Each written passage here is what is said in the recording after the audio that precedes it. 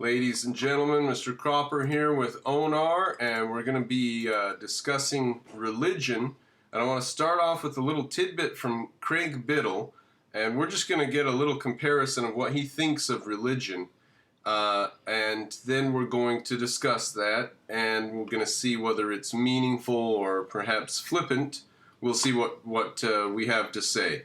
So go to this video, TOSCON, the Objective Standard 2019 Intellectual Independence, Your Basic Means of Thriving with Craig Vettel, and watch the whole thing. We're just going to get the opening sequence. A man is walking through the park. A man is walking through the park. Large group of followers behind him. Everything the man does, his followers do too. He yells, hula hula! The followers yell, hula hula! He crouches like a tiger. They crouch like a tiger. He walks like a monkey. They walk like a monkey. They do everything he does. An old friend of the man observes this behavior from a distance. He then walks up to the man and says, my friend, what are you doing? Who are these people? Why are they imitating you? The man says, oh, I've become a spiritual leader. These are my followers. I'm guiding them to enlightenment. His friend asks, how do you know when they've reached enlightenment? That's easy. Every morning we gather in the park and I take a roll call. And those who are missing have reached enlightenment. All right. Now, the end is kind of a funny punchline, but what do we think of that as a general comparison for what actually goes on in religion? Does that really capture the essence of religion? Because he goes on from there, and I think that for him that captures the essence of religion. And intellectually, it is just sort of looking at what somebody else does and following them, even if it's dead people. So do we capture the essence of religion with that comparison there? Is it fair or unfair? Is it flippant? What does it miss? I think that it captures one aspect of religion, but not only of religion, but generally cultural osmosis. I mean, people ape each other all the time. So this is not essential just in the sense to religion. This is typical human behavior. We will find a way to mimic and ape other people regardless of like whether it's fashion or whatever, right? So, and I don't think that it's exhaustive to reduce religion to this hula hula thing, just mimicking other people. I think that's very simplistic. Because yes, there is elements like that, but look at what goes on now with the everyone wants to be progressive, woke.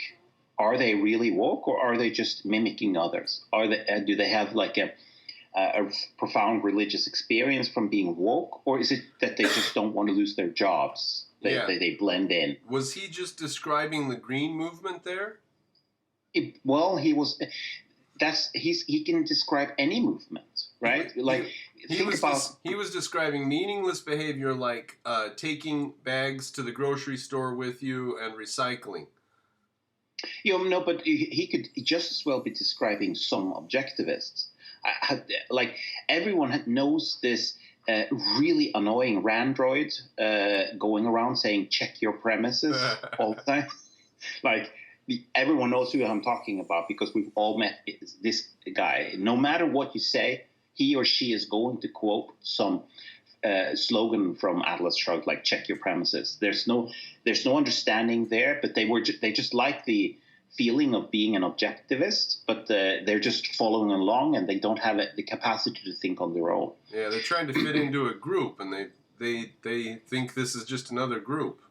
It's like from the Monty Python, you are all individuals. Yes, we are all individuals. The whole, and then there's one guy saying, I'm not. And everyone. So that's great.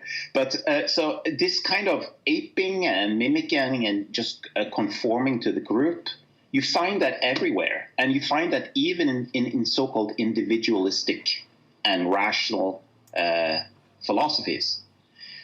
So I'm not going to limit myself to say that this is the defining characteristic of religion, although you obviously do find it there.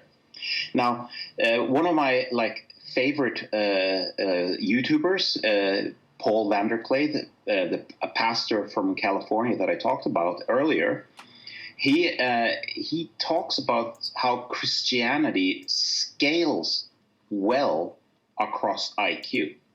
It's very interesting that this is his words, right? He says that you can have people who can be good Christians and have a Down's syndrome, right? And they can be profoundly religious and good in spirit at heart, believing the message of Christ and the Bible in a very childlike way. But he says, once you get up to the upper echelons of IQ, there's still lots of space and room there for the high IQ people to have a more rich understanding of Christianity. So they too can have a spiritual connection to the message of Christianity. Now, to what extent is that like Immanuel Kant making up a very complicated imaginary world? Well, I can definitely say that Kant is not for everyone. Like, everyone can't understand Kant. So it doesn't scale across the IQ spectrum. Right. Well, so he doesn't scale well. He's just got one for the upper crust only. Yes. And people at medium IQ who read him don't get the joke. That's right. But the high IQ people are fooled by it. Or they are enamored by it. Or they're enamored by it. Yeah, they think, well, maybe it's not true, but let's take it seriously and think about it anyway. Yep. So to what extent is Christianity just a plaything that keeps people amused, but what? It has conclusions in it that if you take it seriously, you take the conclusions seriously, so it actually is a benefit to you in life. However, it's an imaginary plaything. Is that getting close to what it is? It's an imaginary... I have a feeling it goes deeper than that. Because if it's anything that survives across 50,000 years, across multiple cultures, all the way ranging from low IQ Aboriginals who have an IQ and a lifestyle similar to our forefathers 50,000 years ago, all the way up to high IQ societies like Germany or Japan. They have religions too, right? So you have religions in all these places across a wide span of civilization and of IQ. And the fact that you have that seems that there's something going on that's more than just play. It's not. There's something more fundamental going on. So I'm not sure we can escape that just by transforming it into a sort of a game. And all right. So what did Craig Vettel miss in his comparison with just mindless ape-like following? What else does religion have? What's the essential thing that he misses? Like, as I just proposed, you've got a fake story of some kind with conclusions along the way in the story. And if you believe the story, then you believe the conclusions. And as long as you don't question the story, you take the conclusions seriously. I think that Jordan Peterson, I tend to come back to him because he's very good at explaining these story elements. He gets it right. He says that people understand at one level that a novel is not real, in the sense that it's fiction. It's not. It's there's no real person in real life who did these things that happen in a novel. But on another level, a novel is an abstraction of something that is real. So you're sort of polishing elements from reality and bringing them together so that it becomes hyper real. And in that sense, a novel can be more real than reality. So Atlas Shrugged, in one sense, it's not realistic, but in one sense, it gets more to the bottom of things, to the essence of human nature at a very fundamental level. So you can have a more real experience from reading Atlas Shrugged than you can from just watching people go by on the street, right? Yeah, this is like the definition of a myth is that which is not true, but which is always true. Yes, it touches upon some immortal truth or eternal truth. All right, so Craig Bittle misses that in that comparison. Now, Paul van der Plas is developing a theory of categories, which I found extremely interesting. And he's basing this on the work of John Vervaeke, which is a colleague of Jordan Peterson. They actually literally worked next to each other in the same department. They had offices next door to each other. And John Vervaeke is talking about many of the same topics as Jordan Peterson.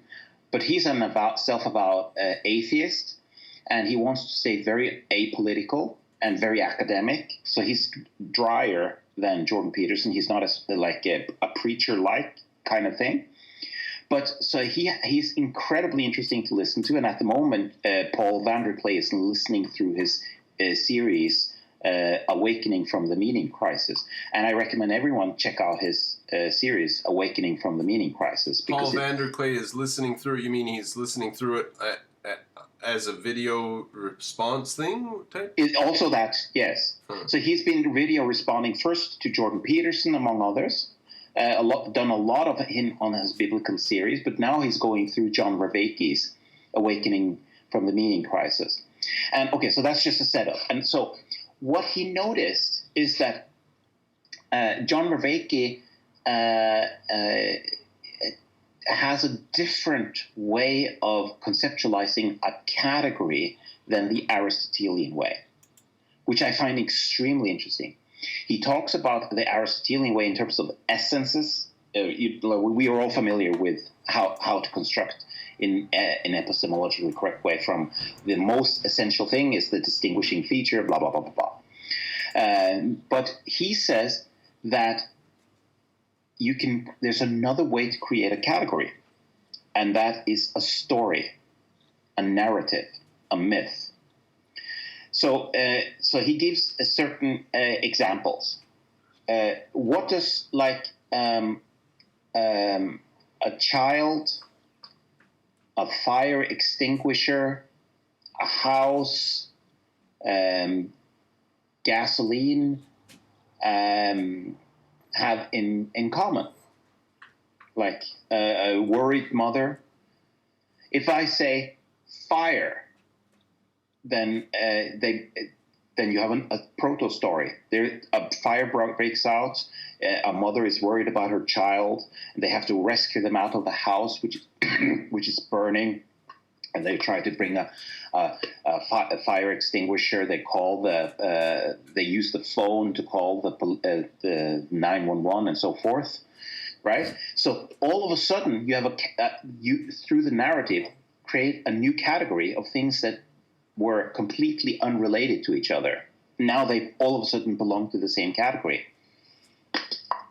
And there's the director of the new Joker movie. I haven't seen the Joker. I really want to see that movie because that's like a modern myth, and I'm very interested in that.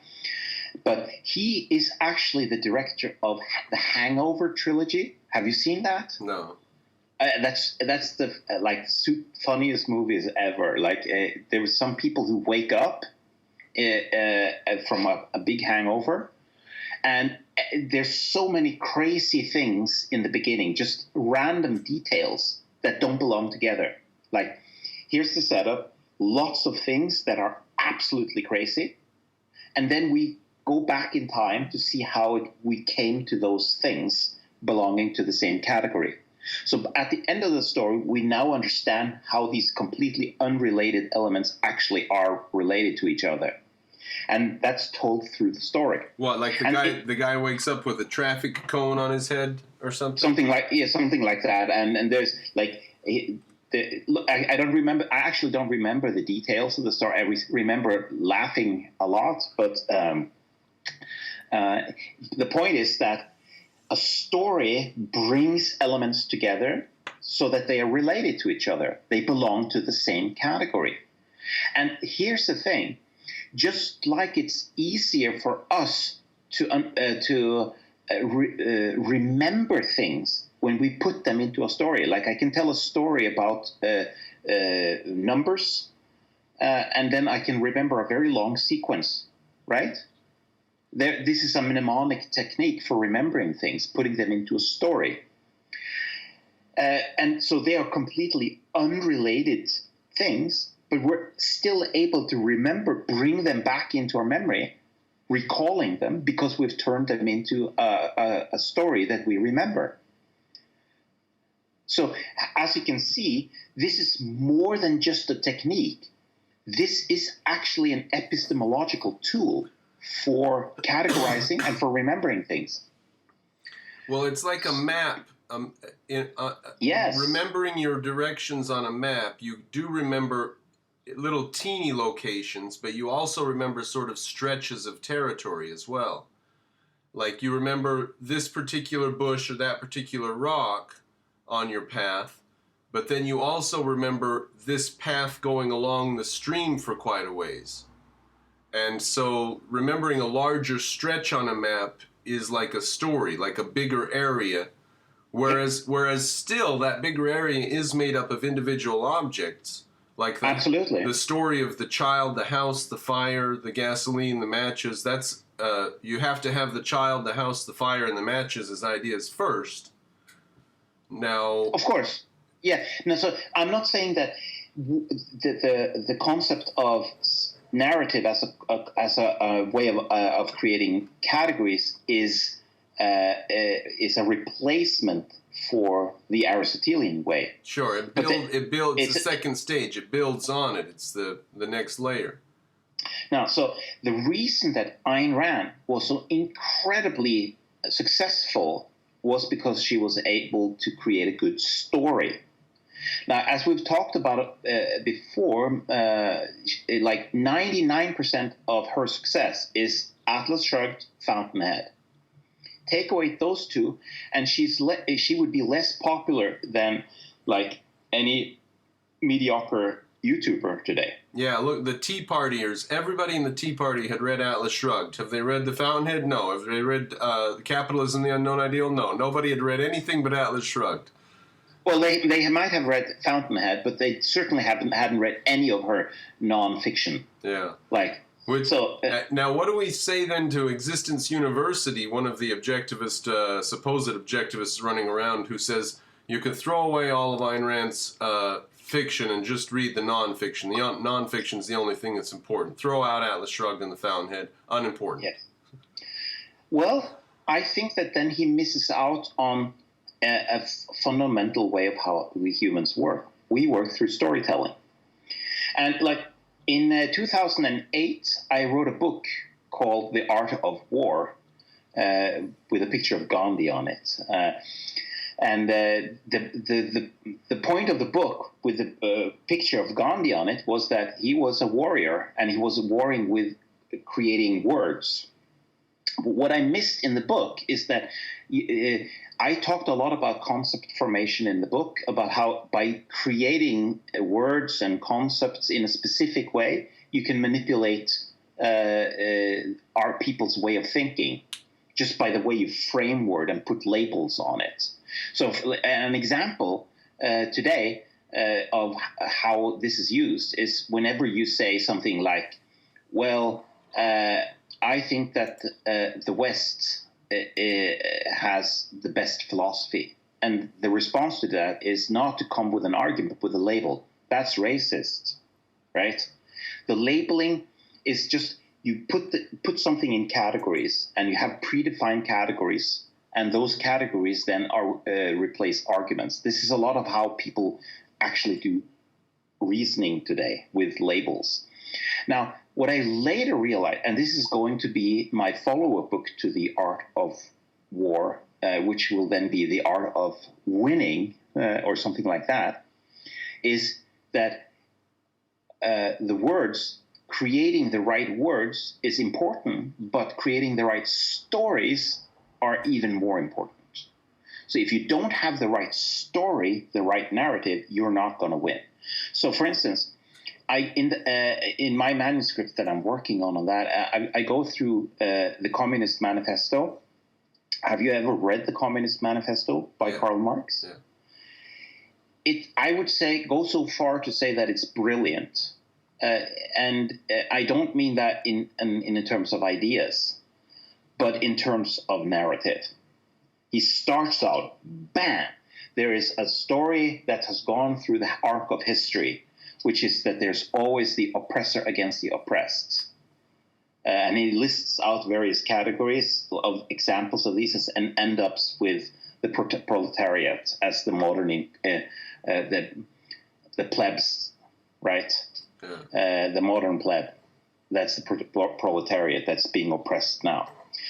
Right there, in just one or two sentences, he has created a myth, a very, very powerful myth. And it's so powerful that the modern progressives are still sucking at the teat of that myth, right? Yeah, and when I was reading that, understanding more about the history of things because of my history of objectivism, I was able to dismiss that, say, oh, the feudal system wasn't like that, and oh, this, that was because of religion over there, and these systems had historical facts behind them. They aren't all just an economic war.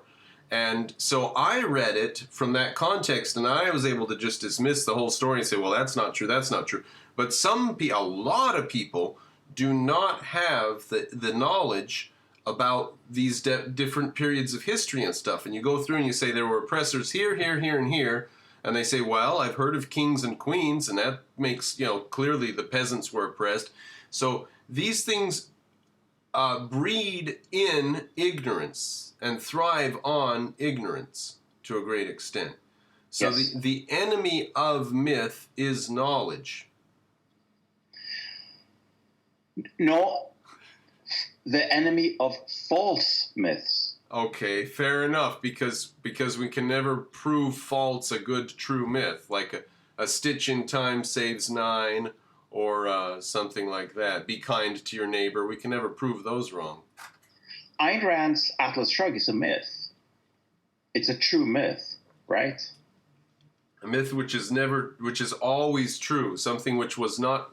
It has Atlas some kind of universal truth to it. True. It captures some essence of a lasting truth, archetypal truth. So that's why that's a true myth. It's a fiction, but it's more true than just walking. If you can just describe someone's day, that's literally physically true. It actually happened, but it's not as hyper true as Atlas Shrugged, which is like the truth on steroids. So this is why whole nations can commit suicide, because they actually believe a false narrative. Yes. So yes. When we say, how did Germany or how did Russia do what they did? Well, from inside their viewpoint, it was not insane. No, in fact, they were just living out this narrative. And everyone has a narrative. Like even Craig Vettel, and I say even Craig Vettel as if this is something horrible, but like even someone who rejects the very notion of myth and narrative as pathetic and like woo-woo and something, he has a narrative in his own life. He's a teleological being. And notice how narratives are always teleological. And they're always on the brink between order and chaos. There's always conflict in narrative. Well, it's his narrative. I mean, he's standing in front of an audience telling them stuff. Yeah. So is that part of a narrative? Is he like, he's part of the intellectual elite of objectivism? That's one thing. But in his mind, he has his own narrative of where he's going in life. He sees himself as a hero in his own life. And he's fighting the dragons every day. He has to get up in the morning and do these things. That's a narrative. That's a myth that he's trying to play out, right? Yeah. And he wants to view himself as a heroic being. And anyone who views themselves as a heroic being is by definition living inside of a myth. A true myth. So, yeah, it does. Like you get. Not necessarily. Metaphorically true. Well, Joker I don't know about Joker. I haven't seen it. Okay, Cain, in the story of Cain and Abel. Okay. That's Joker is a modern version of Cain. Oh, really? Okay. Yeah, like he wants to have revenge on existence, right? Existence has been bad to him, and he's going to be bad to existence, right? That's the basic archetype of Cain and Abel, right? And so, in the thing that's good about the Cain and Abel story that's missing in Joker is that he has his moral ideal, Abel, right there next to him, and he kills his moral ideal. So that's hatred of the good for being the good, right? That's the archetypal structure of the Cain and Abel, which is later picked up by Ayn Rand. I mean, hatred of the good for being the good. That's Ayn Rand, right? And she got it.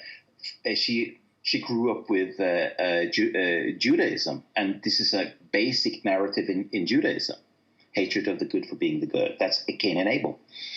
Okay, so Cain, or Joker, if you like, they believe that they are heroes. So they believe that they are living out a heroic being. So just because you believe that you are a hero in a story that you're playing out doesn't mean that you're automatically good. Greta Thunberg believes she's a hero, right? AOC believes she's a hero. Everyone thinks they're a hero. So what they all have in common, whether they have a good myth or a bad myth, is that they're all myths. They're all mythological creatures. They're all living inside of a narrative. And this is also true for Craig Vettel. And he might not articulate those narratives of his. He might be using the jargon of a very rational, epistemological, fine language, but in his own personal life, he's setting himself goals and seeing himself as an actor inside of a narrative, a plan that he plays out. And if we don't respect the idea that you have the fundamental narrative structure in a human life, that's at the core of who we are, then we're missing out on something important. And we're so much more susceptible to understanding and associating with, and not just associating with, but psychologically resonating with, empathizing with a story than we are with just dry facts. So let me give you an example of that. I'm sure this is I'm not sure. You might have had a similar experience with your own child. This is a typical trick that parents use. You can tell that a child, you have to brush your teeth, or you will your teeth will fall out, and they will refuse to do it. But if you say to that very same child that there is a little bear living in a forest, and he refused to brush his teeth every single day because he didn't like it. But then one day his teeth started to ache and he had to go to the dentist, and it was very painful, and they pulled out his teeth. And then he learned he has to brush his teeth. If you just tell that story, it sounds like it's a stupid thing to do, but then the child gets it, right? Then, it's a story now. Now I can relate to it. It's not about me. I'm out of the picture, but I can put myself into the mind of that bear. And now I have to brush my teeth because I don't want to be like that bear in that story, right? Well, I wish I would have had that advice with my daughter. What we did is if she said no, we would get the phone out and call the dentist. And we'd say, yeah, we need to bring our daughter in for a checkup. And she would start screaming and run to the bathroom and start brushing her teeth. Oh, that sounds like child abuse. Threatening with the dentist, yeah. Oh, yes, that's great. Immediate, too, not even tomorrow. We got on the phone and pretended to dial the dentist. So. Okay, but you see that's also partially a narrative, although it's a different kind of a narrative, going to the dentist, right? Either brush my teeth or the dentist is going to take care of my teeth. Either I take care of them or the dentist is going to take care of them. Yeah. So yeah. So you have an antagonist in the story here, right? It's a conflict. It has all the elements of a novel. Yeah. Right. Yeah. And notice that we do live in day to day in should I do this? Should I do that? And it's in those moments we are alive as conscious beings, right? Because if we're going on autopilot, we're not making choices. We've pre-programmed like a path for ourselves so we can drive and think about something else. We're not actually making real choices there. Now, I do face a choice today, and the narrative does say a lot about what I think of my choice. So should we look at that a little bit? Like, yes, okay. I'm about to go to work in 3 or 4 hours here. Yeah. And do I say, punching the clock for the man? Or do I say, I'm putting in a day of work that's productive and it supports my family, and I should be proud of the fact that I'm benefiting other people while I'm working? You know? That's right. Which way? Because there are going to be people there who have both attitudes, because I'm going to be there, and there are going to be people there with the other attitudes. So there's going to be right. Both attitudes are going to be present in the workplace, and we're both going to be doing our job and getting through it. So what does the narrative do for us? Their narrative gets them through the day in the sense they say, gotta punch the clock, hate the man, hate doing it, get out of this job soon as I can. And my narrative says I'm being productive, I'm benefiting other people, and it's moving me forward and supporting my family. So, what do we say to this? Well, I think that your narrative is far more productive, at least in the immediate sense. Like for them, if their narrative makes them dislike the job and they force themselves to do something they dislike, then this may motivate themselves to get another job that they do like. So that may be positive, but right there and then, psychologically, it's not good for them, right? And it's even worse if they come across like a Marxist narrative. Then they are starting to see I'm being oppressed by this evil patriarchal employer who is the oppressor. And that brings them down a very dark path, or can lead to a dark path. So narratives, you have free will. You can make your narratives into what you want. It's a tool. You can use it for good, and you can use it for bad. And like shaping your story is one of your greatest free choices in your life, right? Because when you go to work, you can either see an evil oppressor there, or you can see your family flourishing. Those are two very different choices that you can make, right? You can hate the work, or you can love your family. Those are very different takes on the same actions, right? And you have the choice to do that. You don't have to choose to go into this narrative mode. So the same actions play in two different stories, have the same actions. I mean, it's like having the same events, but you play two different novels on top of the same events. It's very different. So our choice comes down to what narratives or myths to spread. We're not going to get away from the fact that people buy narratives, they operate on narratives, they need narratives or stories. Is that why Ayn Rand regarded Atlas Shrugged as the most important thing for her to have done? Notice how important she thought that art was. Yeah. Now, art was her code word for religion, right? Because art is fundamentally religious. It's a metaphysical need. Religion speaks to the art craving in us. Yes. That's why churches are beautiful, or whatever, temples are beautiful. So that experience of art as something metaphysically important, that is the same tickle as religion, right? And now I can answer the existence university thing you brought up. I would say that without Atlas Shrugged and Fountainhead, Ayn Rand would not be known at all today. because we know that from her for nonfiction, that no one is reading that. There's like a few thousand followers, and they started out by reading Atlas Shrugged first. Yeah. And I would say the same thing is true for Karl Marx. Without the Communist Manifesto, he's nothing. Now, No one reads. I started Rand by reading For the New Intellectual, but that is made of snippets of her novels. Yep. But the only reason you came across her was because she was spread in the culture through her novels, right? Yeah, true enough. So you probably would never have come across For the New Intellectual without her novels. So no one reads Das Kapital of Karl Marx, right?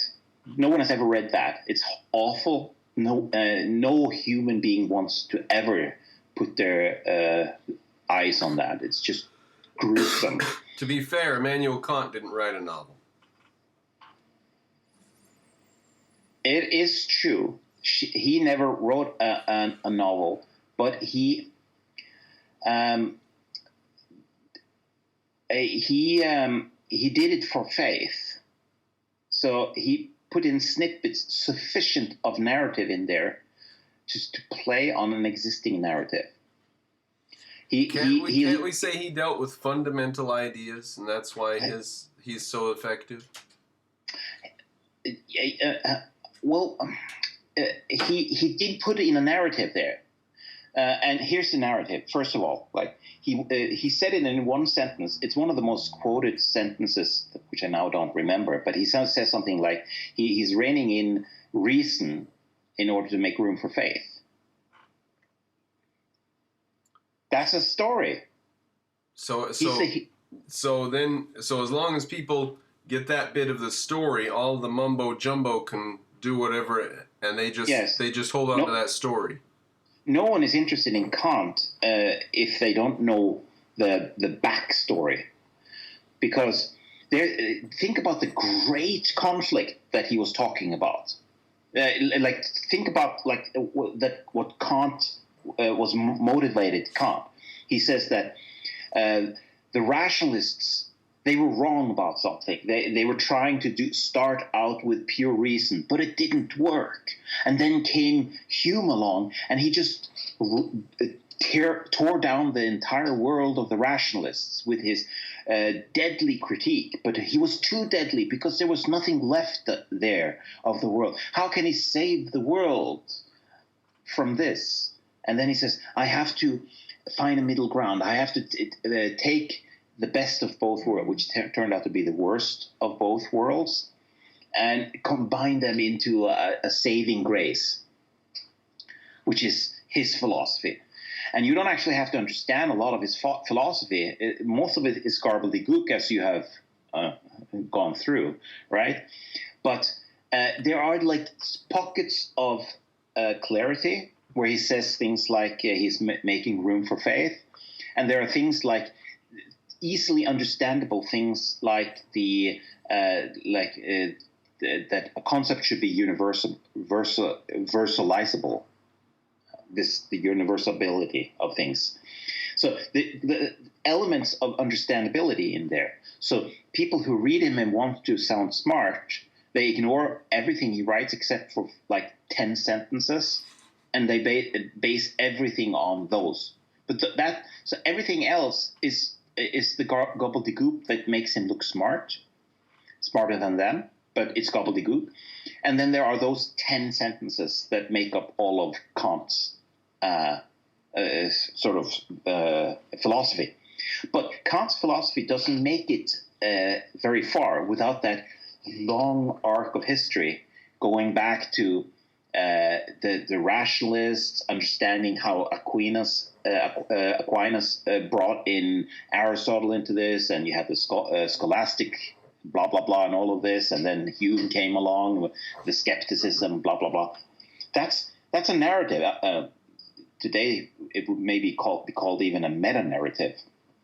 But it's a narrative that is very powerful to the intellectually oriented person, not to the person in the street, but to the wannabe intellectual the wannabe philosopher.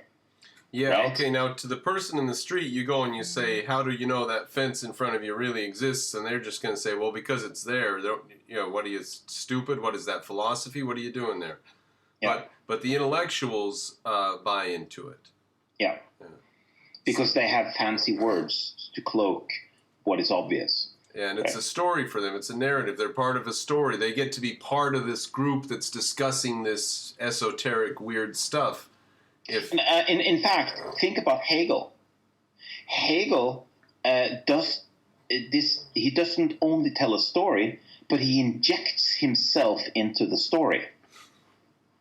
Right? He says now that history itself is a narrative. That's what Hegel says. It's a dialectic. And if you're not tickling every little tonsil of a German intellectual in the Kantian tradition, and I don't know what, when you're saying something like that, it's like, oh, dialectic, this goes all the way back to Socrates. This must be important. It sounds so salient, right? So you have they get all pumped up because now they don't have to just go back to the rationalists. They can go back all the way to Socrates. It sounds great. And not only that, but they can be agents in history, agents of God, of the supreme being that Hegel talks about, right? Because he's now talking about embodiment of God in the world, and you can be at that special moment in time when reason manifests itself in history.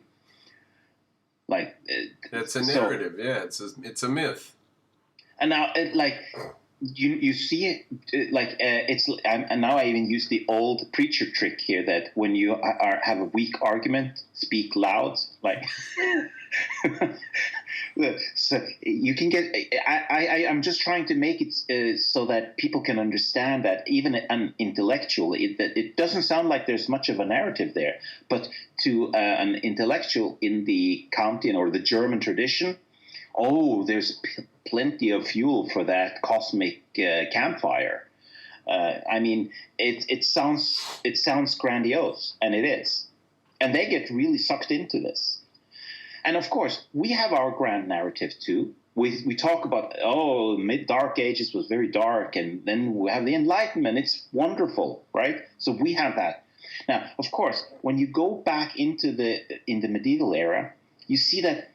There's something here we're missing. It's not quite entirely so black and white. We like the narrative because it's easy for us to communicate this, but there's nuance there that we are missing out, and often important things that can change the story. For instance, we sort of forget that, well, Aquinas was in fact actually Catholic, and all the universities were started by the Catholic Church.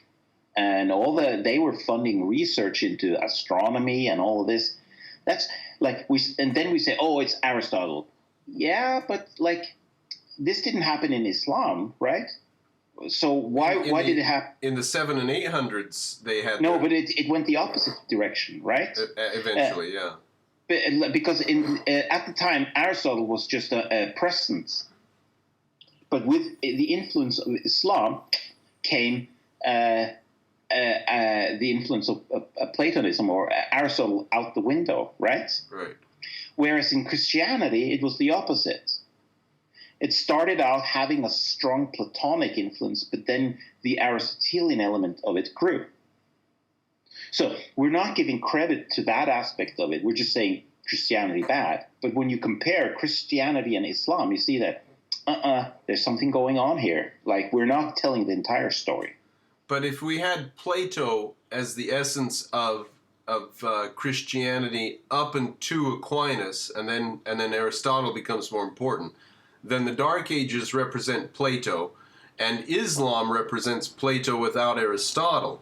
So that's a pretty bad side to it. What good do you see in that then? You don't propose any good at all in Plato?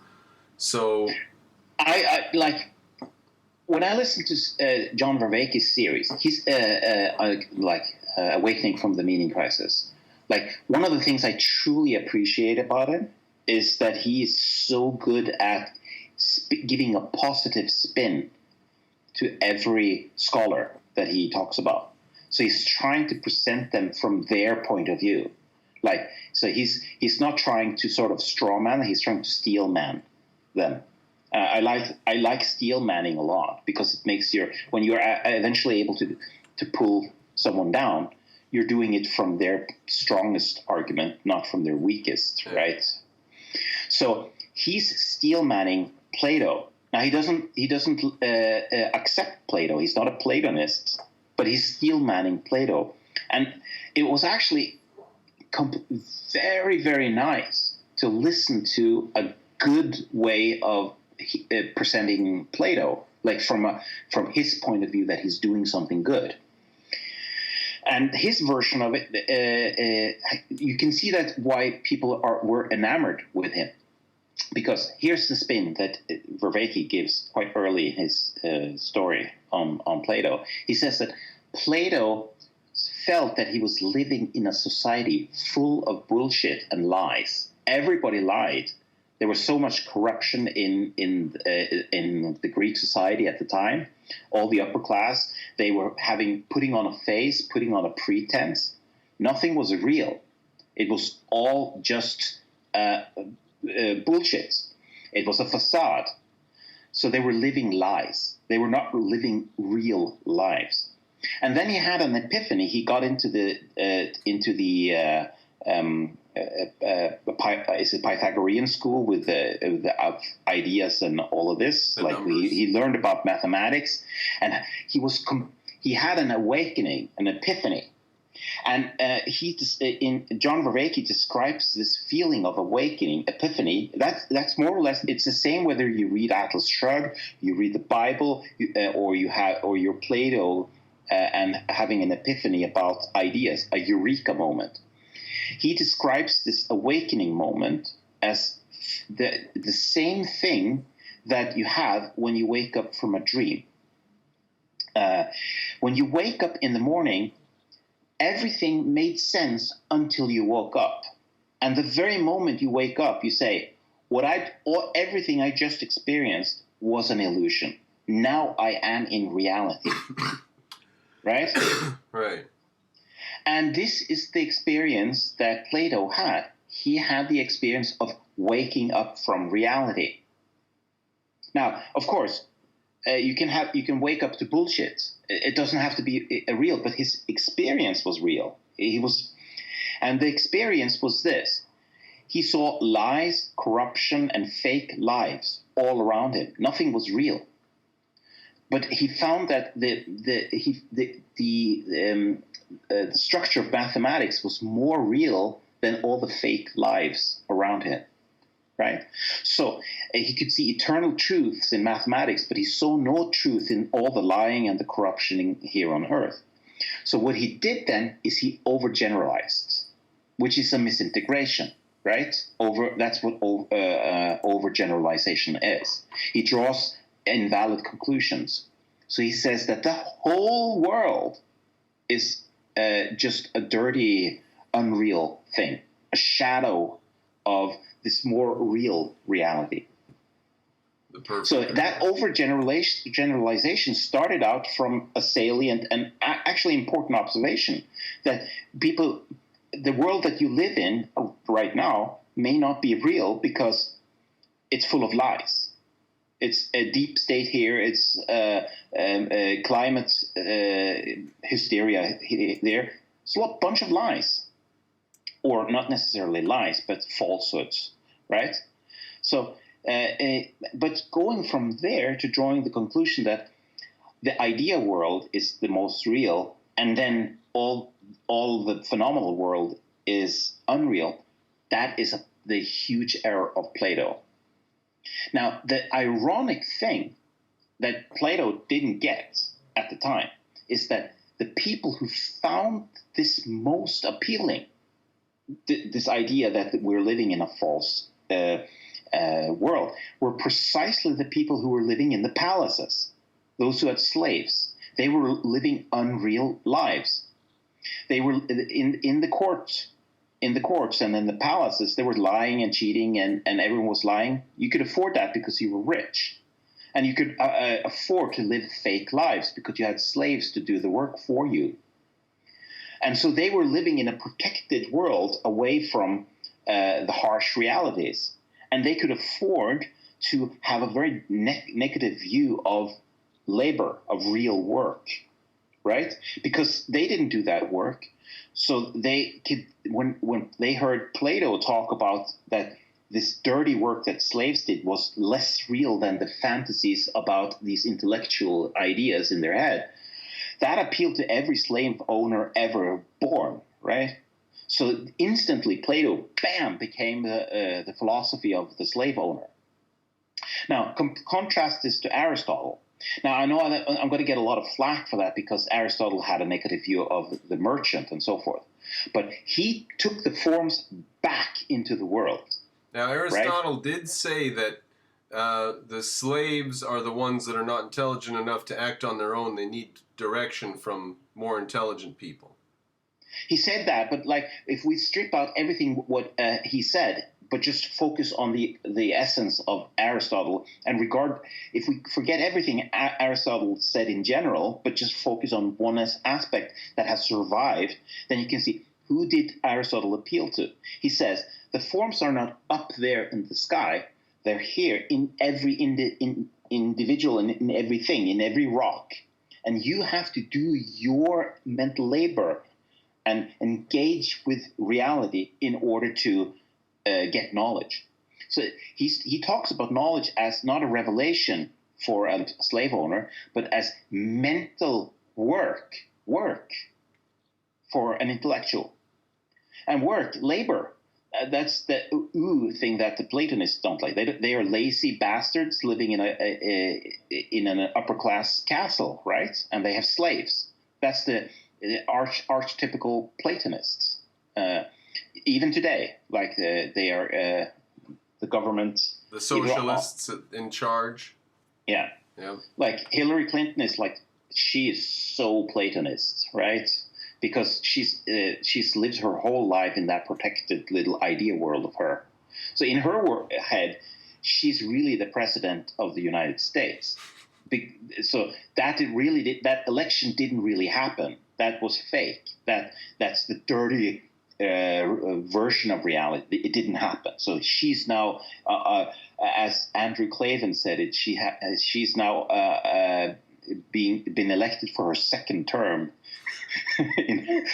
as president in her fantasy world. So who does this idea of doing mental work with real things appeal to? The merchant. He calculations. Like he has an accountancy. He has to count money. That's intellectual labor. And he doesn't allow anyone to do that except for himself, right? It's because he doesn't trust them. So he hires people and he has to do calculations. He can't trust everyone, so he has to go out and do contracts himself. And the contracts involve intellectual calculations and labor.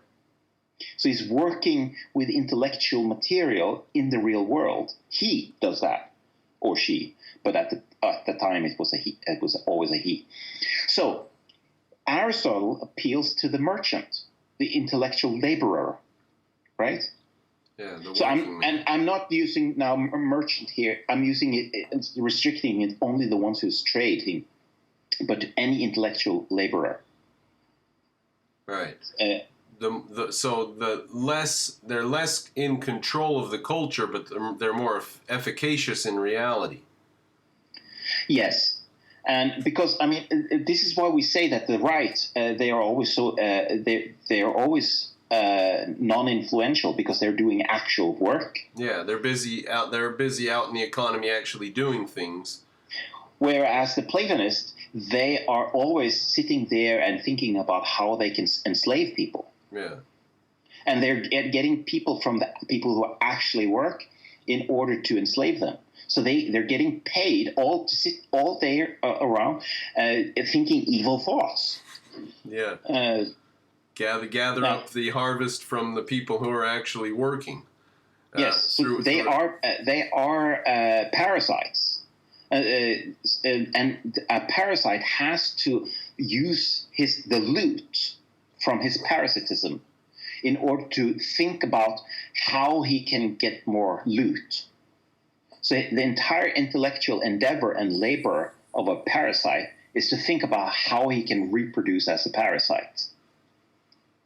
And that is Plato would probably balk at that, and he might have had second thoughts about his philosophy if he had known that was how his philosophy was going to evolve. It's like, whoa, time out here. I might have done a few things wrong if this is the outcome of it. It's like, are we the baddies? The SS soldier sketch where they say we have skulls. Our symbol is a skull. Are we the baddies, Hans? Oh, I love that. So I think that if we're being charitable to Plato, he might have had second thoughts if he'd seen the consequences of his theory. Maybe. Yeah, maybe. But he might just have been very evil, right? But I'm saying, like, if we're steel manning him, he would probably say, "Oh, I need to make a few specifications here because this is going the wrong way." If he saw Hitler and Stalin and the gulags, then he would probably back up and say, "That's not what I meant by philosopher Cain." No. Time out. Yeah.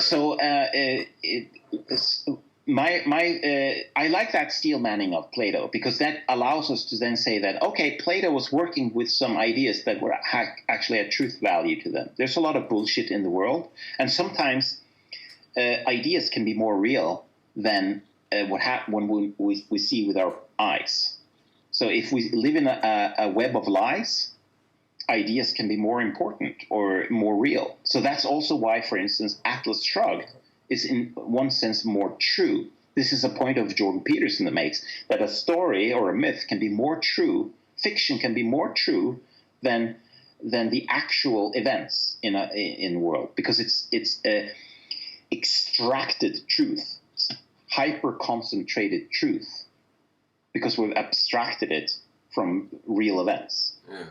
So somebody, let's say behind the Berlin Wall in the 1980s, who got hold of Atlas Shrugged, they wouldn't really be able to believe much of the society around them, but they could look at Atlas Shrugged as the narrative that the world works on. And they're right. Eventually that all collapsed, and it was a bunch of lies.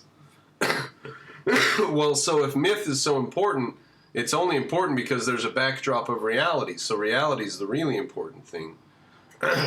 So I just want to inject in there that myth is important for motivating people to action, and they can be motivated to really bad actions. So even if there's no reality behind the myth, myths are still important, but in a very bad way. So would we say that myths are so necessary that we need to take account of this fact more than just dismissing them? Is that... Yeah. If we dismiss them, we do that at our own peril. So when Craig, Atlas Shrugged is a myth, and it's really effective. Ayn Rand talks about how important it is. It was her greatest accomplishment. All we have to do is just to acknowledge the fact that the reason it's her greatest accomplishment and the reason it's so effective is because it speaks in a mythical language. And it touches these very eternal truths that speaks directly to the fundamental aspects of our metaphysical being. Now, using Craig Vettel's little story there, he says they keep doing this, and then he says, how do you know when the guy's enlightened? Oh, well, we take roll call every morning, and the people who aren't here anymore have reached enlightenment. So the people who give up on it and quit coming to the religious get-together are enlightened, in his little joke there. Yeah. If that's true, and if objectivism is a quasi-religion, then every once in a while we do a roll call, and the objectivists who have gone their own way and aren't really present anymore have started to take the ideas seriously and are now out in reality actually practicing them. You can say that, but at the same time, I think that that is a straw man against religion. You can band together and you can have cohesion and social cohesion between people of shared ideas without it being this cartoon-like echoing chain. Yeah, what if we used a different compares? What if we found a bunch of guys with spears and shields and they kept getting attacked, and you go and you ask them, what are you doing? And they say, we're defending our sacred ground that our God was born on 1,000,000 years ago or whatever. And that's their narrative, but they're actually defending their lives and their town and their children and stuff. And so you say, well, how do you know when you're finished defending? Well, whenever they stop attacking us, I guess. But they've got a narrative.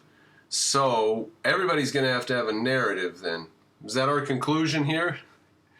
I think so, yeah. And I think we have to be so strong as to say you can't avoid having a narrative.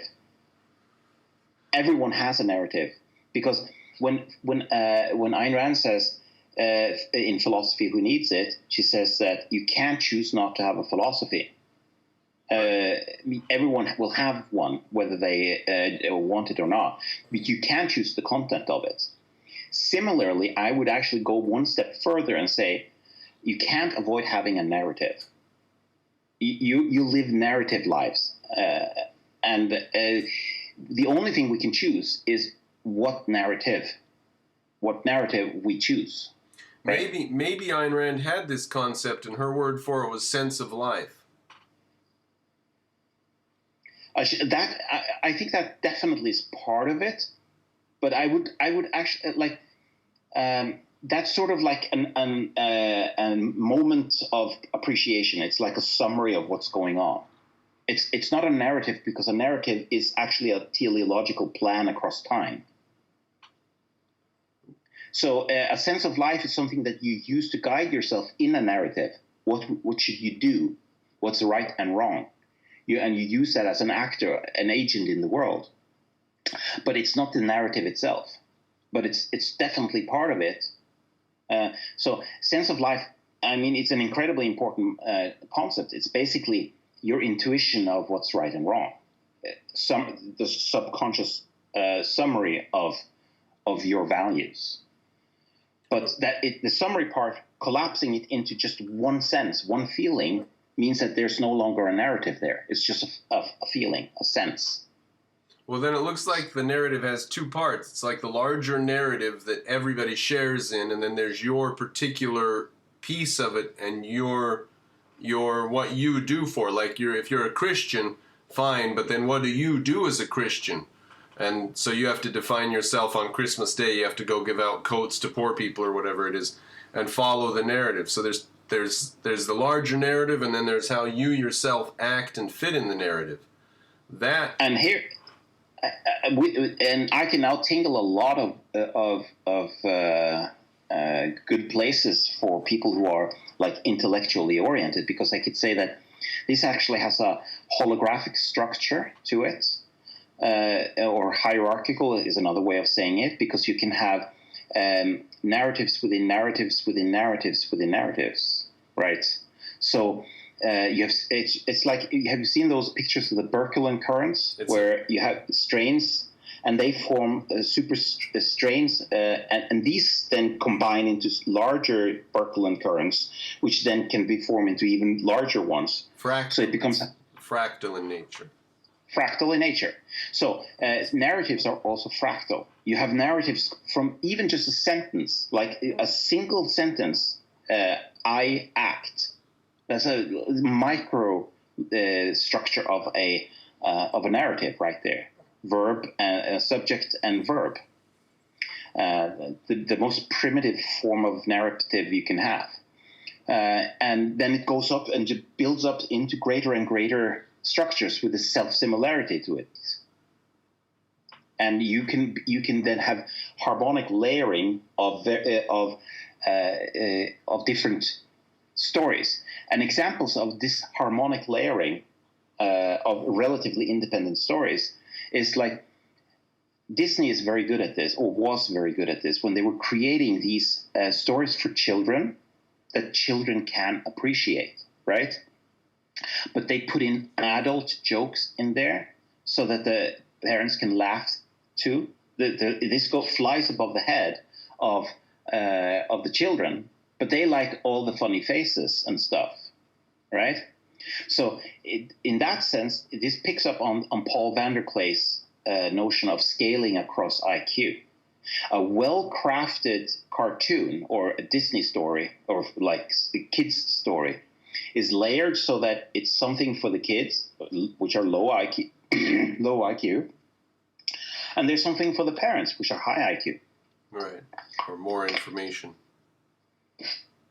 So, in other words, a good religion is like one of those Disney stories. It has something for the kids, and it has something for the parents. Right. So this is what Paul van der Klee was saying, is that Christianity scales across IQ scales. Even a person with Down syndrome can have, like, he can have kids reading of where he believes in the creation myth, literally. Whereas the more advanced Christian who has taken all these philosophy courses and is super engaged, he can see this in a mythic landscape of blah, blah, blah, and all of this, right? Yeah, now I'm a little worried about that because the high IQ people have something to do, but it's all imaginary nonsense, and they're going to take it seriously, and they're going to do bad things.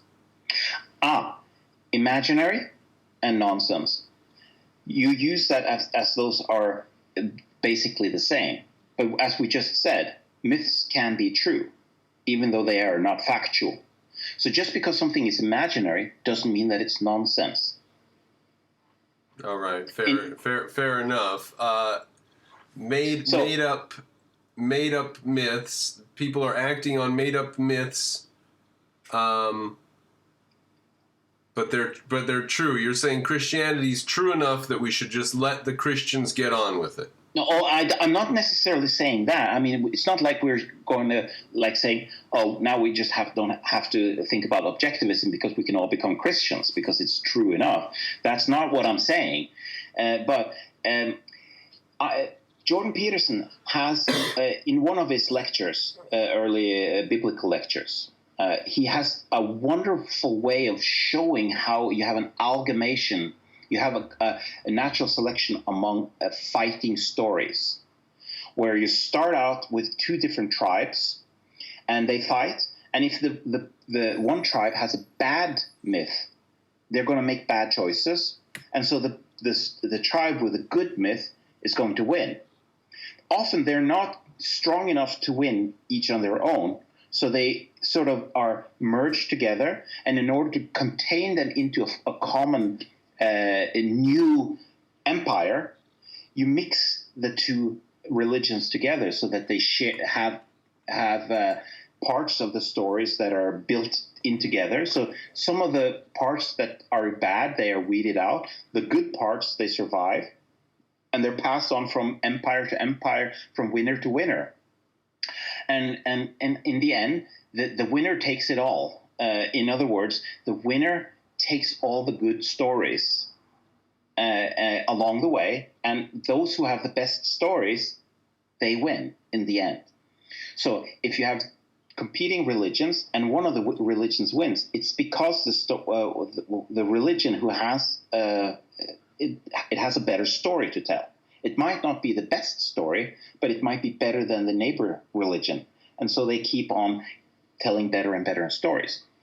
So let me give an example here of this in action. Peterson talks about the Mesopotamian myths, how they were combined together under the god Marduk. He was the one who sort of took all the pieces of stories together and built into a super story. But in modern times, you have the war between Islam and Christianity. So Christianity came into being at a time when the Roman Empire had been corrupted for hundreds of years with bad philosophy, right? And they were drinking from lead pipes, right? So the intellectual elites were crazy in their head from lead. And lead And drinking cups. Yeah, drinking cups and lead pipes. And they were not having children. They were having abortions. And so they were dying out. They were weeding themselves out. And the ones who won were the Christians. And they had one very important idea. Don't be gay and don't have abortions. Have kids. And they saved the Roman Empire from a demographic death. And now we can say today that, well, we had to pay a big price for that. We had a lot of woo-woo. Yes, we did. But then came something. Islam came around 700. And Islam had a lot of Aristotelian stuff in it, which the Christians at the time under St. Augustine did not have, right?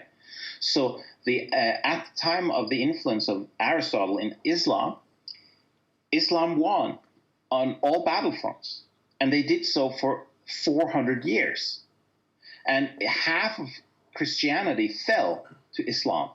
Half of the area of Christianity fell to Islam due to that battle. And then something happened. Aristotle was injected back into the culture. And what happened is that there was a battle within Christianity between the Augustinians, who were like they were woo-woo people, and they were meek and all of this. And then you had the other people said, listen, reality is important. And I know we have this turning the other cheek and so forth, but we have to fight. We have to free Jerusalem from the heathens and all this. And so they actually helped Christendom to form. The term Christendom, just like kingdom, dom means like an empire. It's Russian for house. Doma, yes, and we have it in all over Europe. The same word. In Norway, we have the word dømme, and which means to judge. So and it's also used a kongedømme. That's kingdom. Mm-hmm. So the Norwegian word kingdom literally means king judge, the area where the king can judge and rule. So it really means the area of influence of the king. Right.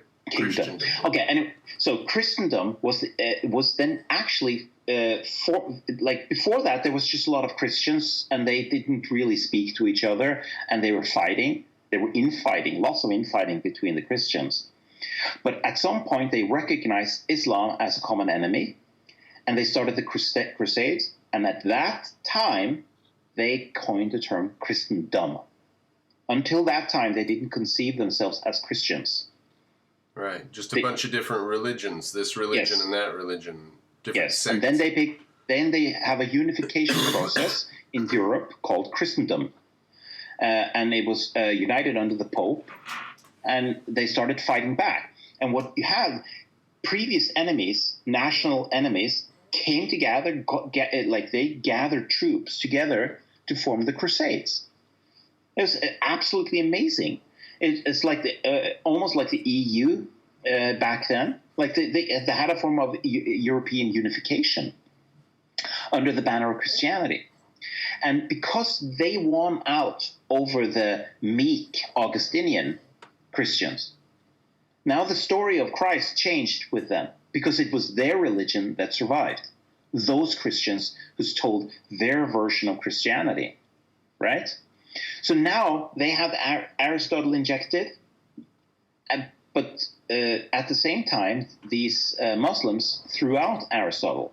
So now it was easy for them to push back, right? And so gradually they won back lots of the areas that had been under Islam. And it took hundreds of years, but they were able to push back. But we think of it as Christianity winning over Islam, but it wasn't just that. It was actually Christianity, Aristotelian Christianity, winning over the Platonic, Augustinian Christianity. So now you have amalgamations of stories, and which stories are going to win out? Well, it's the one who has actually... It looks to me like Aristotle Aristotle won when he was in charge of Islam, and then when they let go of Aristotle, and Aristotle. Absolutely. So it's Aristotle. Absolutely. Now Aristotle represents reality, actual objective reality. Integrated living, right? Yes. Yeah. And now, the thing I find fascinating here is that you can have a religion that has lots of truth to it, like in this case Aristotle, but with injections of things that were not in Aristotle, like universal rights. That was not in Aristotle. He was talking about slaves, they need a master and all of this. Yeah, but the essence of his idea contained that direction. I mean, Locke, absolutely. Locke took Aristotle and he found, similarity among humans. So. But he did that on the backdrop of the Christian notion of universal. We are all equal in the eyes of God. Which is a Greek conception of individuals.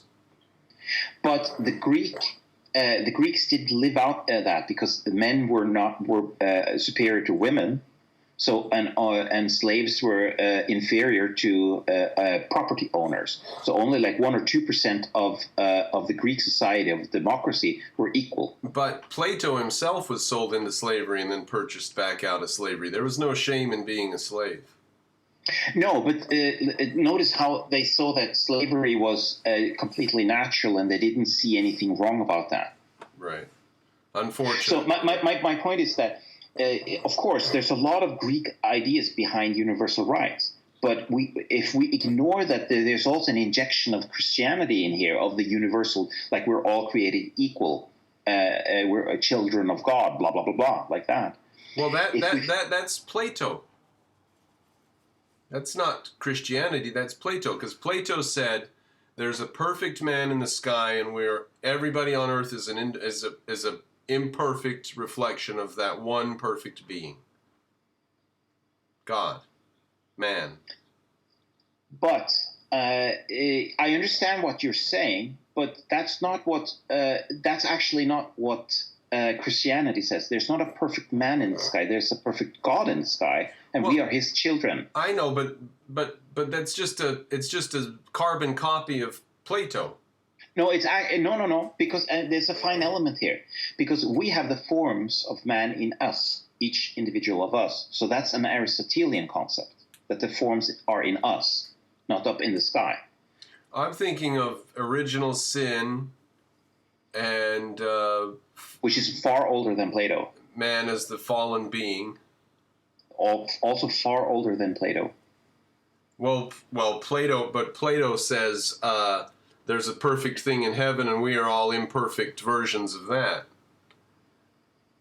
So maybe but like then we might say that where did Plato get that from? Maybe he was influenced by the Semitic traditions. Yeah, he didn't necessarily come up with his ideas out of whole cloth. So we can say that, it's Plato. I find, but this is etymology, tracing back ideas, right? This is incredibly interesting, and I'm not going to say like, it's not this and not that, but I want to enrich this story by saying we don't have to reduce it just to Plato and Aristotle. I like the essentialization, just like Cain and Abel, right? It's a mythic structure. So Aristotle versus Plato is like a mini version of Cain and Abel. You're essentializing something down into just two people. Whereas if you want to actually study history and etymology of ideas, then you have to be a little bit more refined than that, and that's fine. But like I know nothing against using Plato and Aristotle as these two big actors in history, as long as we have in the back of our mind that there's a lot of complexity under the hood of that. Yes. Yeah, but it is amazing how reliable it is that a Platonic society goes off the rails and an Aristotelian society fumbles along. But like I like the idea that many have summarized, that the foundation of the West is Athens, Rome, and Jerusalem. because that sort of captures that the Rome had a lot to say here too. I mean, the Rome they had the state, their notion of the division of I mean not of the republic, right?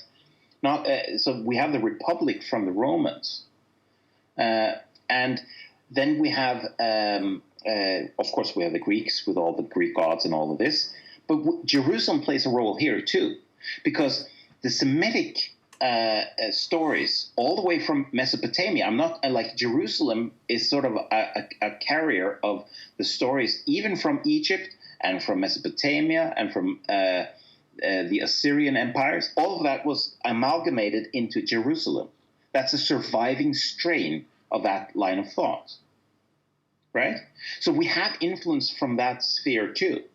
And this is the way I like to think of it. It's that when we want to be a little bit more nuanced, we say that these are the three spheres of influence in Western thought, and we can separate out. We see, this is where all this stuff about snakes in the garden and fall of man and blah blah blah, that comes from the Semitic side, from the Levant, and then you have the Republic that comes from Rome and blah blah blah, all of this. And then you have all the Greek stuff, and they interact.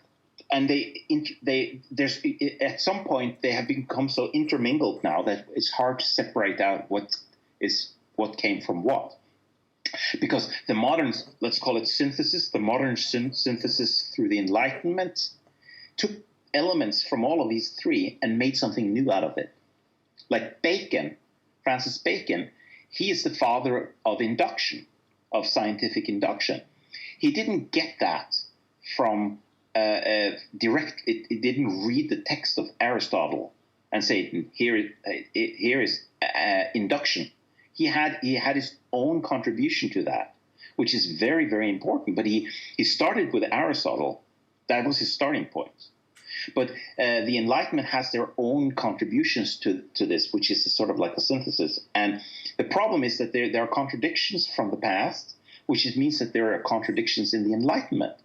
Because, I mean, the Marxists and the progressives, they grew out of the Enlightenment, right? There are good and bad ideas in the Enlightenment. What do you mean there are contradictions? That there are some bad ideas? Yeah, like it was a field of people and some of ideas. And some of those ideas were good, some of those ideas were bad, and they were stronger and weaker in various strains of those philosophies. So you can say that in some strain, one strain went off into the direction of Hume, Kant, and then later Nietzsche and Romance and all that, and progressivism. Another strain is the Aristotelian strain, right? That ended up with Ayn Rand. But so people can be very similar at some point, and then they diverge slightly, and after a while, you can't really see that they have a common source. That at some point they were started with a very similar ideas, but they have a common ancestry, so to speak. I think that my point here was that. To draw back, this is a very fascinating train of thought, but like religion, or let's call it narrative and mythology, they play a role in all of these things. And you were talking a little bit earlier about the Greek myths, right? Should we be teaching Greek myths now? Yeah, maybe that's the best way forward. If we need like a religious narrative, maybe teach all children all the Greek myths, because even the Greeks didn't take them particularly seriously. They thought of them as morals to live by or something. I want to be a little bit more diverse than you. I would teach also the Norse myths with Loki and all of this. I come from the Norwegian tradition, and I can tell you that the Norse mythology,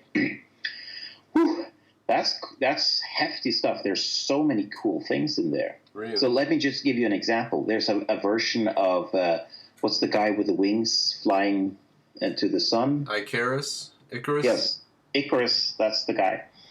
There's a version of that. There's a guy. Odin has a vision that one of his sons, Balder is going to be killed.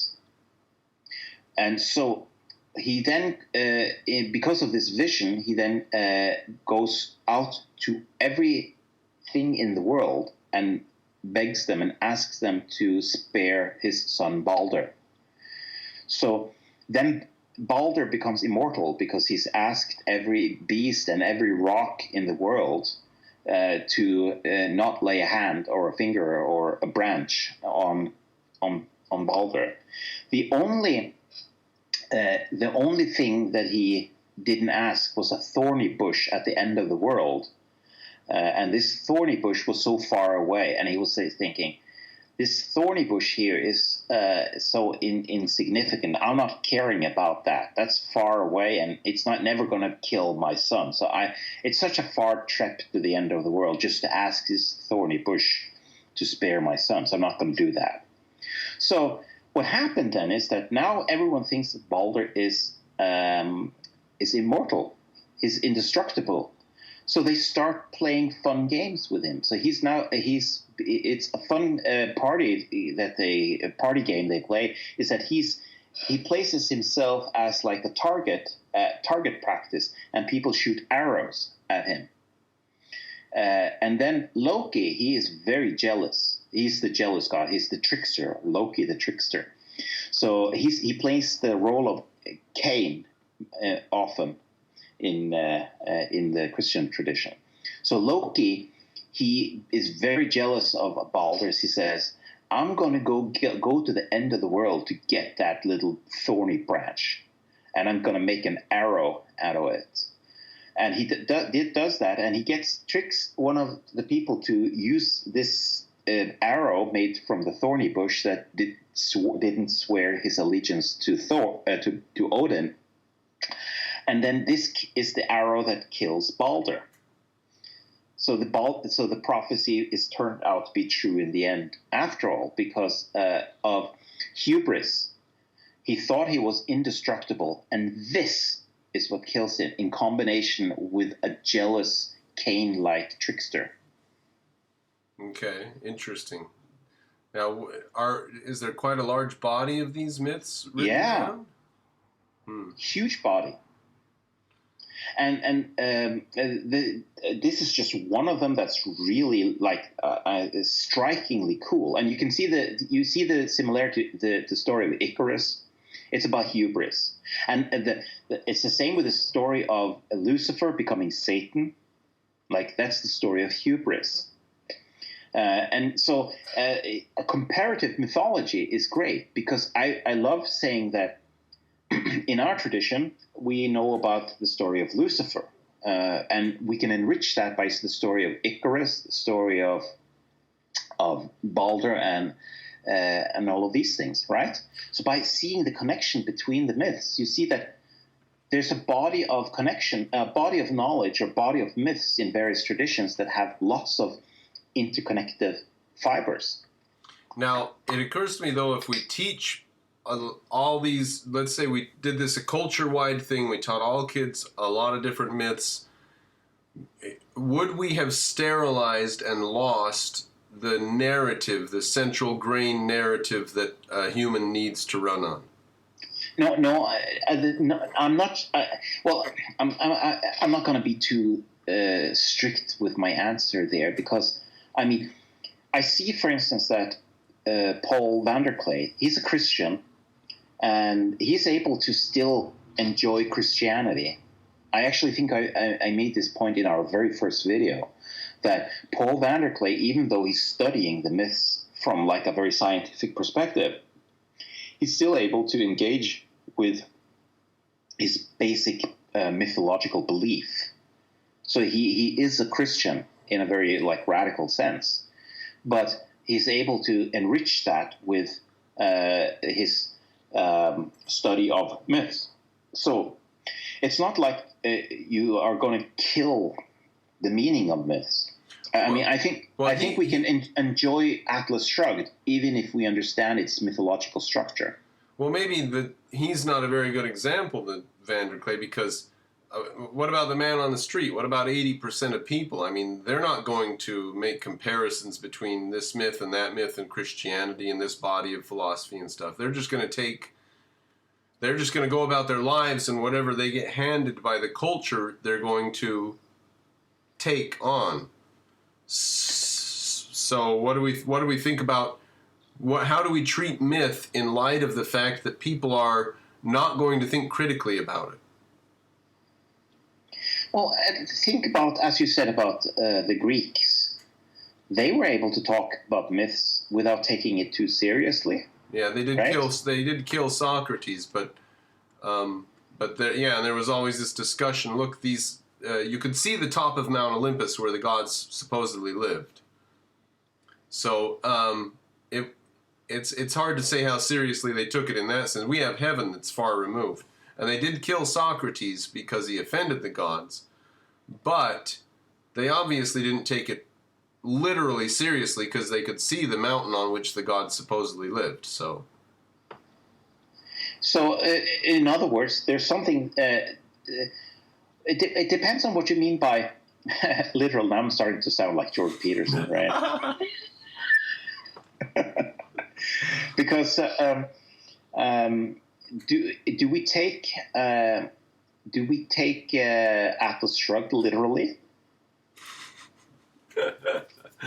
Yeah. I find myself saying check your premises every now and then. Do we take it literally? Is it literally true that that the mind is the motor of the world? Is that metaphor literally true? Yeah. Like it's a map of meaning of something that may be true, right? So when we are able to engage with Atlas Shrugged, understanding full well that this is a novel. It's not physically true, but we have this religious ability called suspension of disbelief. Every time we go in to watch a movie, we're saying, I'm going to believe this. The only way to have an experience from a movie, like actual engaging with a movie, is to believe it. You have to believe that it's true. And that's why we're so upset at movies that are poorly done that keep jolting your suspension of disbelief. Like, we hate that. If they have sound in outer space, that really bothers me. Yeah, now that's one of the things I'm very good at, like filtering out reality when I'm watching a movie, so I can enjoy. I'm very bad at it. I really hate movies because I'm like if someone tells me afterwards like this was bad, it's like that was not so good. But right there and then, I can totally understand, like find the most ridiculous story absolutely completely believable. Wow. There and then, right? Yeah. I do, of course, understand immediately after I go out that this is not real. That's not the point. But the point is, that is religion, right there and then. You go into a movie and you believe it. And you have to believe it. Whether it's a novel or it's a movie or a myth, whatever, if you don't believe what is there, like if you have to feel that this is true. Okay, so if religion is true in some sense, that's why every time I see an innocent person being victimized by a group, whether they're making fun of them or excluding them or whatever, I immediately say, well, there's Jesus, being persecuted. There it is. There's an innocent person with a group of people attacking him for their own purposes. He's being crucified. Yeah, exactly. Yeah. An innocent person being crucified. And I see it all the time. I see, I'm just going in to get gas and I see a group of friends picking on one of their friends at the gas station or whatever. There's always some individual being picked on by a larger group, and it's always the story of Jesus. How is it different from the story of Jesus? Well, why do you think that this story has become so incredibly popular? You can see it everywhere, right? Yeah. So you put on your mythological goggles, and you can see the world through the perspective of these narratives, these stories. So you literally see it everywhere. And if you were religious and you believed that, then you would see confirmation of your religion everywhere. Now, and I want to bring something up here. This is incredibly important. I can't believe I haven't said this before. I might have said so, but I don't think so. We actually know that this form of believing things, really, really works. And we have a name for it, and it's the placebo effect. It can work. That's how we test real medications, is if they outdo the placebo effect. If you truly believe that something works, it will have an impact on your health. Can. Right? May. Yeah, okay. Well, statistically, it has a measurable effect, right? So it's different from a person to person, but statistically it is measurable. Yeah. Well, a real medication is one that does better than the placebo. That's right. Now, okay, so my point here is that we actually know that there is a psychological effect out there that just believing something has an effect in reality. So one example of this is someone who wants to have. This is an example. I think it was again Jordan Peterson that came with the example. There was someone in Canada who wanted to have a big conference, and they were phoning around and says, "We're going to have lots of great speakers, and it's going to be great. And we're hiring like a big concert, and lots of people coming, and there in the beginning there are no great speakers. There's no concert hall. There's no money there.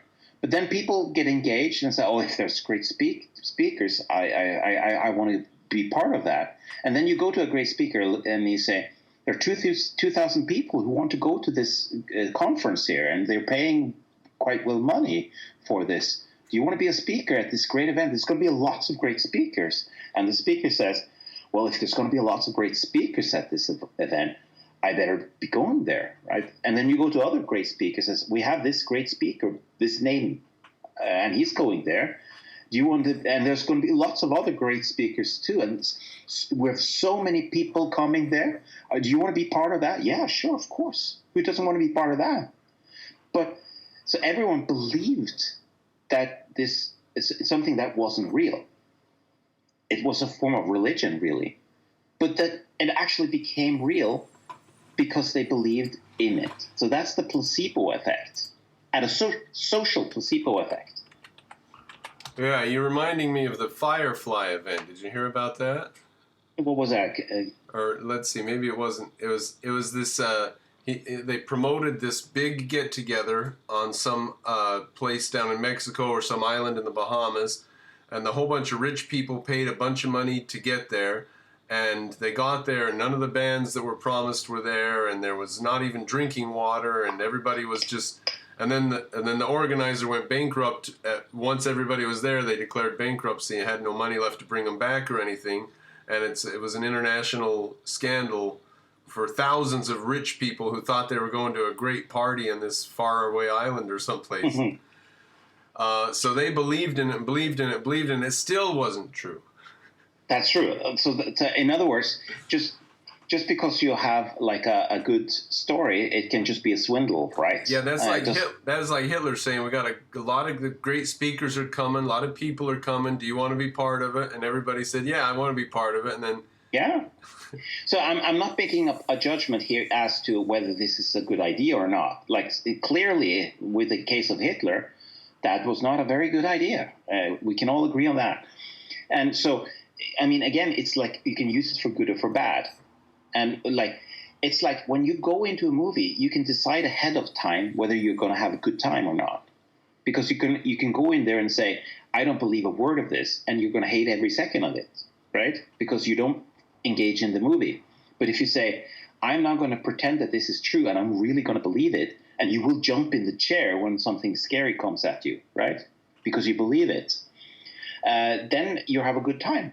So you decide ahead of how you engage with. I don't know if that's a choice. I think that might be susceptibility to hypnosis or something. People who But that's self-hypnosis. Yeah, it's a real thing. Well, some people don't have the ability to self-hypnotize, or they're not susceptible to it. So there's different degrees of susceptibility. So I don't know if those people can choose to go in and watch a movie and believe it. I think they might be unable to get into the zone.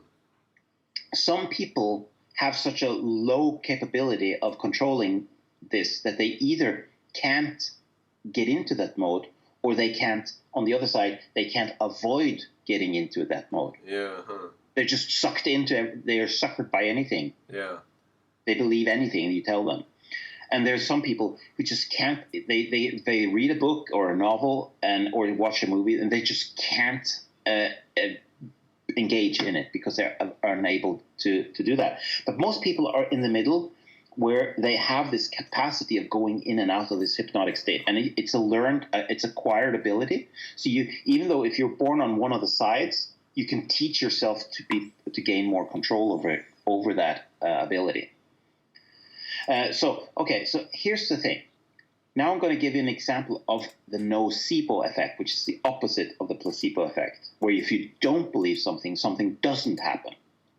And there has actually been done studies on this, that if you convince people that they don't have free will, they absolutely believe that they don't have free will, they will, to a much lesser degree, exercise their free will.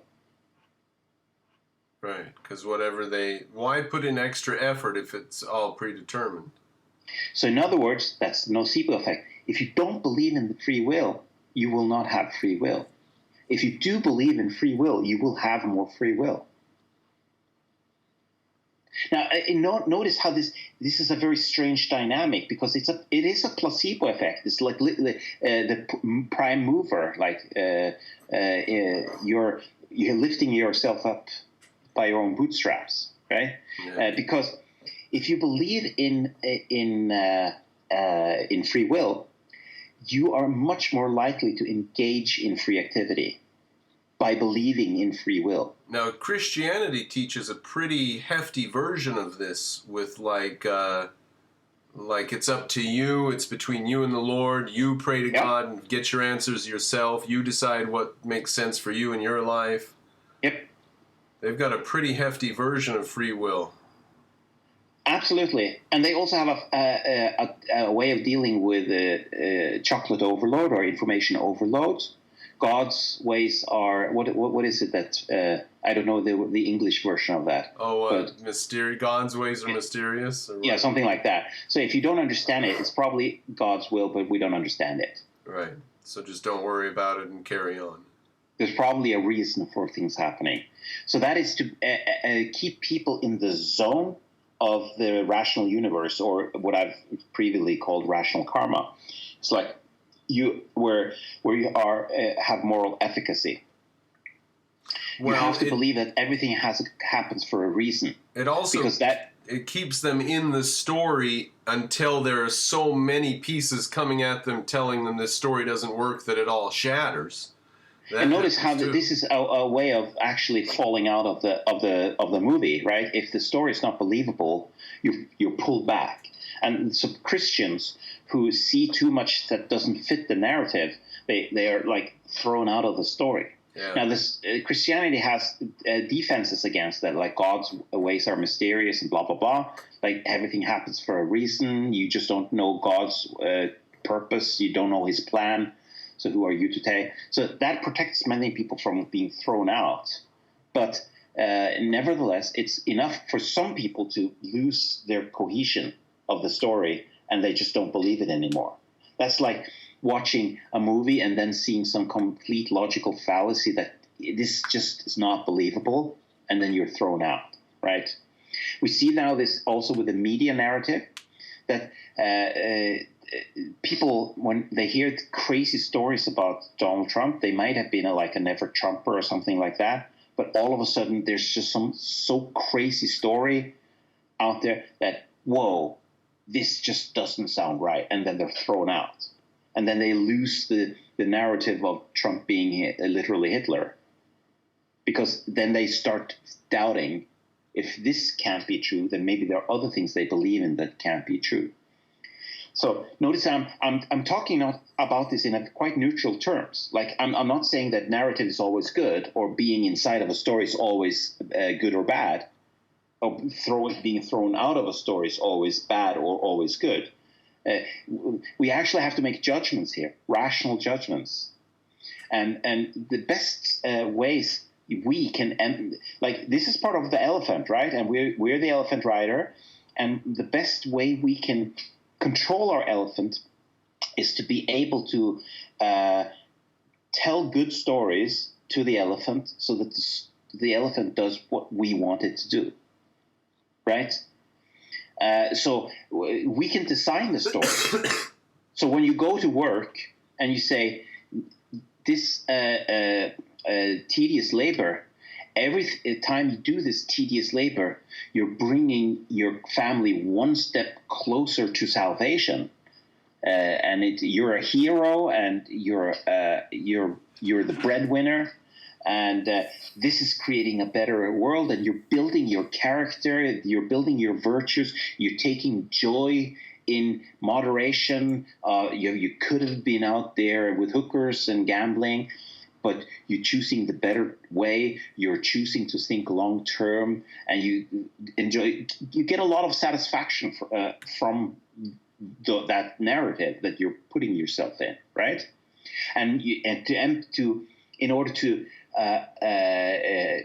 enhance that story, you might see images in your head of when you come home, you have the dough from the work.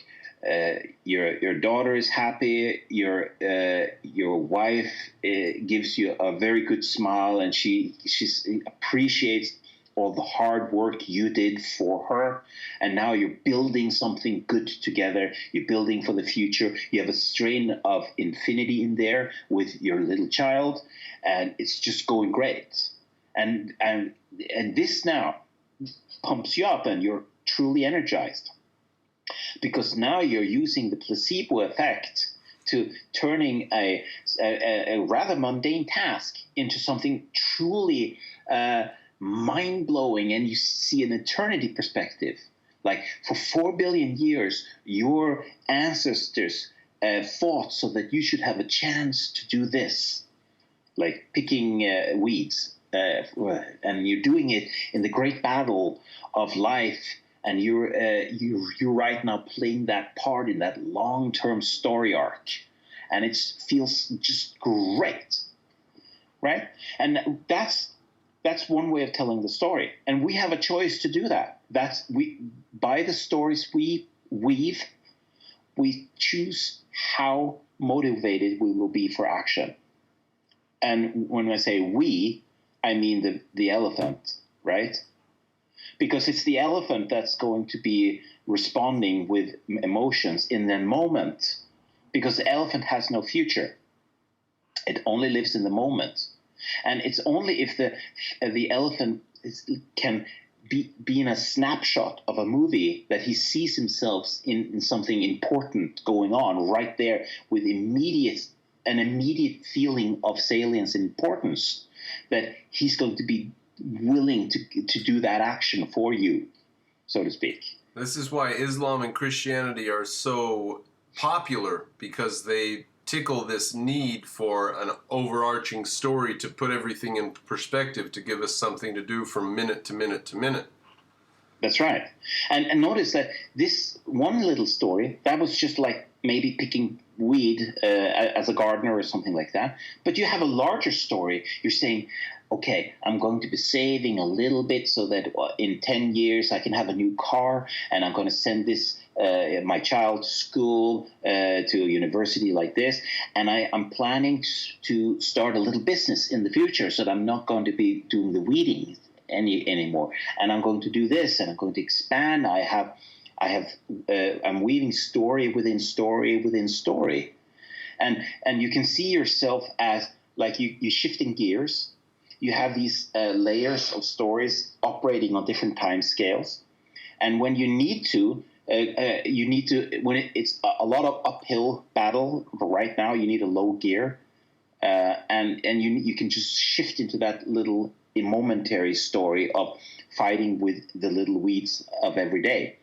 But every now and then, you can lift yourself up to a little higher gear, and you're operating in a new story on another other level. And you can go even further than that, and you can shift between them as you need it. And if you're really good at this, it's like the gearing becomes automatic, and you're able to use this shift stick to shift between various narratives as you need them to motivate yourself for various tasks. So sometimes you need to motivate yourself for doing something in 100 years, like beyond your lifetime, perhaps. Because you want to be, that's part of the story, that you want your grandchildren to live in a good world. Your grandchildren aren't born yet, but you will see them while you are alive. You might even see your great-grandchildren, and you're going to bond with them. They're going to be real things in your life, and you're going to enjoy them. And you want them to be happy. You want them to live in a good world too. There are people who get stuck in that mode too, and they can't take care of the immediate things around them. They're too worried about the long-term stuff. Yeah, and that's always like driving in fifth gear, right? Yeah. It doesn't work when you're standing almost still. So that's when Jordan Peterson says clean your room, that's your first gear, right? Yeah. You have to start small, and then as you gain momentum, then you can start gearing up. That's basically, I'm now using a car analogy to translate Jordan Peterson. Which is fine. That's fine. Yeah. We love cars. So if you don't want to go for woo-woo, then cars, that's good enough for me. Yeah. But the point here is that once you start seeing the narrative, seeing the elephant in the room, you can't unsee it, right? Because then you understand how important this thing is. And when Existence University says you can just throw out Atlas Shrugged and Fountainhead and you still have everything you need, that's such a fundamental misunderstanding of the human mind. It's like you're discounting the most motivating aspects of our reality, our narrative, the storytelling, the artistic angle. Yeah, because when Jordan Peterson discusses this order and chaos and all of this, and he's talking about three domains. You have the border between order and chaos. Order, too much order is the tyrannical order, or perhaps the boring order. So too much order can be boring or tyrannical, like a straitjacket. Too little order is confusing. Everything is equally salient. Everything is important to you. There can be a murder around every corner, and you don't know what to do. Everything is in chaos. Your life, when it's most efficacious, is in that middle zone, which we call flow, right? And when you are in flow, you feel like time goes away. You're matching, everything matches exactly your ability. And in that moment, you feel like a hero. So you're hero fighting dragons. So the three different feelings: boredom or terror, like boredom is with too much order. Fear is when it's chaos. And awe, the feeling of awe is where you're in between the border of order and chaos. So when you're standing and seeing the grand scheme of things, awe it's like a mixed feeling of fear and pleasure, or a willingness to fight. You're in the twilight zone between fight and flight. Well, I'm thinking about it from the dim and standing in the integrated position. I'm looking over at the misintegrated people who say, well, they've got a story, but theirs is wrong. And the disintegrated people who are just trying to destroy their lives and values because they have no story, they're just trying to take everything apart. Yeah. And so I stand in awe of the fact that I understand the chaos and I can comprehend the misunderstandings of reality as well. So, and you can only be in awe when you're standing on the edge, right? when If you I can see both sides, yeah. If you're standing too far away from the edge in safety, there's no awe in that. If you're falling off the edge, there you have just terror, right? But if you're just standing on the edge, on the brink of chaos, then you are in awe, right? And then notice the meaning, the salience, the feeling of profound meaning in your life, because you truly feel the value of your life when you're standing on the edge. You know how much is at stake. You know how close you are to being in chaos. Yes. Death is just right around the corner. And so it helps you motivate yourself to a fierce battle of eternity. Like you really bring out the hero in you in that moment.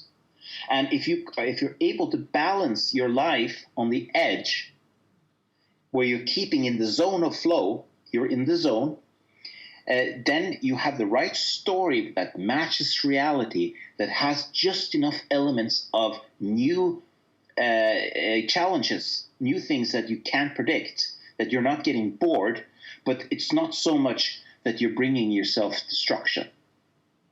So you're bringing yourself forward. You're feeling that there's momentum to your story. It has progression. You're not just standing still. You're moving forward.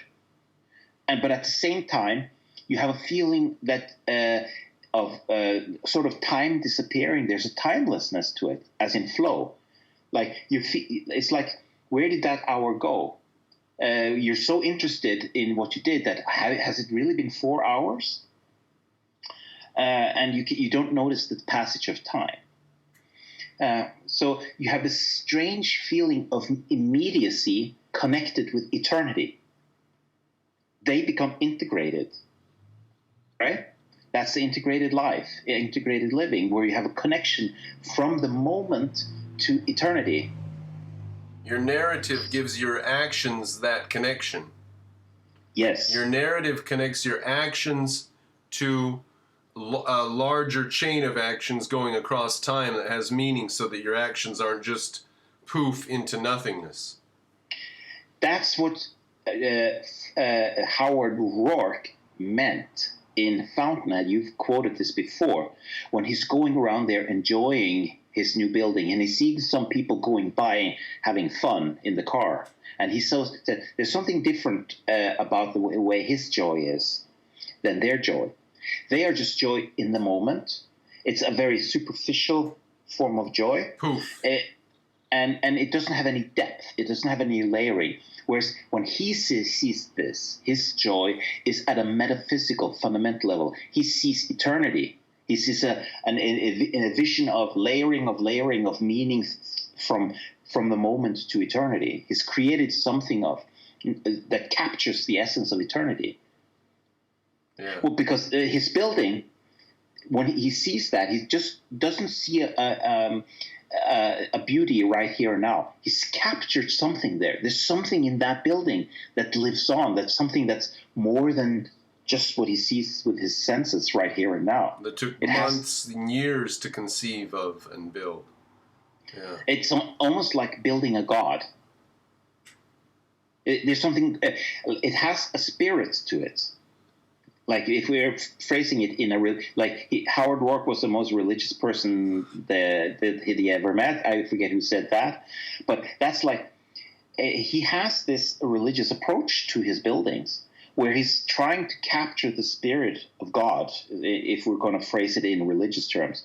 Now, of course, what we would say is that it has incredible salience, where he's built up layer upon layer of meaning, going from the immediate moment up into what he can conceive. He's standing he can see something far beyond his just momentary joy in this. There's an incredible depth to it. So Ayn Rand has all that stuff built into her novels, but we don't talk about them. It's so amazing that you can have existence universities say we don't need that.